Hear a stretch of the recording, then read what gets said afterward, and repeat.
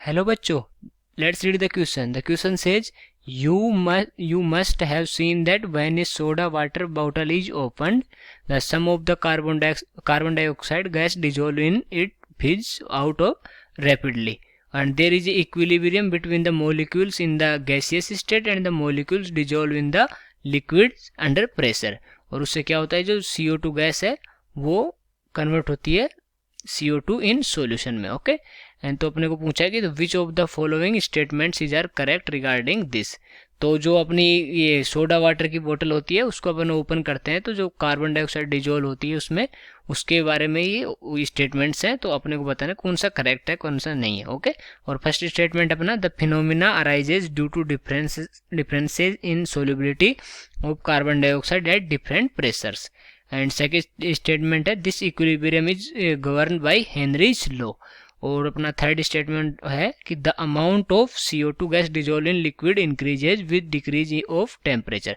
कि ये CO2 gas dissolve हो रही है, ये इसकी जो जितना डिजोल्व होगी वो इंक्रीज हो रही है अगर अपन टेम्परेचर डिक्रीज करते हैं तो.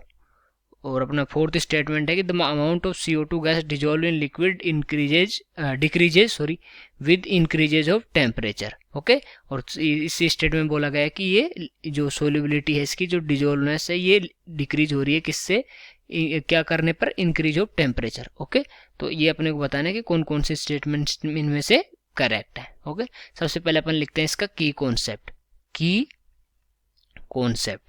और इसका की कॉन्सेप्ट क्या होगा, की कॉन्सेप्ट हो जाएगा इसका सोल्युबिलिटी ऑफ CO2. ओके ये हो जाएगा इसका की कॉन्सेप्ट. तो अब अपन देखते हैं कि जो अपना हेनरी लॉ होता है, हेनरीज लॉ, उसके अकॉर्डिंग देखते हैं कि सोल्युबिलिटी और प्रेशर में क्या जो रिलेशन है वो क्या है. ठीक है तो जो हेनरी लॉ के अकॉर्डिंग क्या होता है कि अगर एट कांस्टेंट टेम्परेचर पे कर देंगे तो अपन एट कांस्टेंट टेम्परेचर पे क्या होता है, जो अपनी सोल्युबिलिटी है, amount of given gas dissolve in the liquid, मतलब solubility of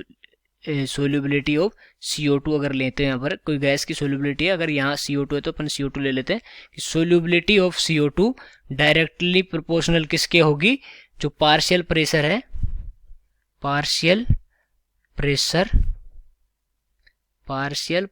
of that gas. Okay तो यहाँ CO2 है तो जो CO2 का पार्शियल प्रेशर है उस पे इसकी सोल्युबिलिटी डायरेक्टली डिपेंड करेगी. ओके तो इसके अकॉर्डिंग जो अपना ये हेनरी लॉ है, इसके अकॉर्डिंग अपन दो स्टेटमेंट्स को चेक करना चाहें तो जो फर्स्ट और सेकंड स्टेटमेंट देखें अपन, तो the phenomena of arises due to difference in solubility of carbon dioxide at different pressures. तो जो सोल्युबिलिटी है प्रेशर पे डिपेंड करती है. और अगर जो बोतल खोलते हैं अपन तो जो प्रेशर है अपना जो P है वो क्या होता है, वो डिक्रीज हो जाता है और अंदर इसका प्रेशर इंक्रीज रहता है. इसकी वजह से जो सोल्युबिलिटी है ऑफ CO2 ये इसमें डिफरेंसेज आते हैं. ठीक है तो अपना पहला स्टेटमेंट क्या हो गया, अपना करेक्ट हो गया. और अगर दूसरे स्टेटमेंट की बात करें तो the equilibrium is governed bye Henry's law, तो ये भी करेक्ट हो जाएगा क्योंकि हेनरी लॉ ही ये बताता है कि सोल्युबिलिटी पार्शियल प्रेशर के जो डायरेक्टली प्रोपोर्शनल होती है. ठीक है तो अपना जो सेकंड स्टेटमेंट है ये भी करेक्ट हो गया. अब अपन देखते हैं जो टेम्परेचर के साथ इसके सोल्युबिलिटी के क्या रिलेशंस होते हैं. ओके तो अगर टेम्परेचर को देखें तो टेम्परेचर बढ़ाने से क्या होता है, टेम्परेचर बढ़ाने से जो काइनेटिक एनर्जी है, काइनेटिक एनर्जी क्या हो जाती है, इंक्रीज हो जाती है.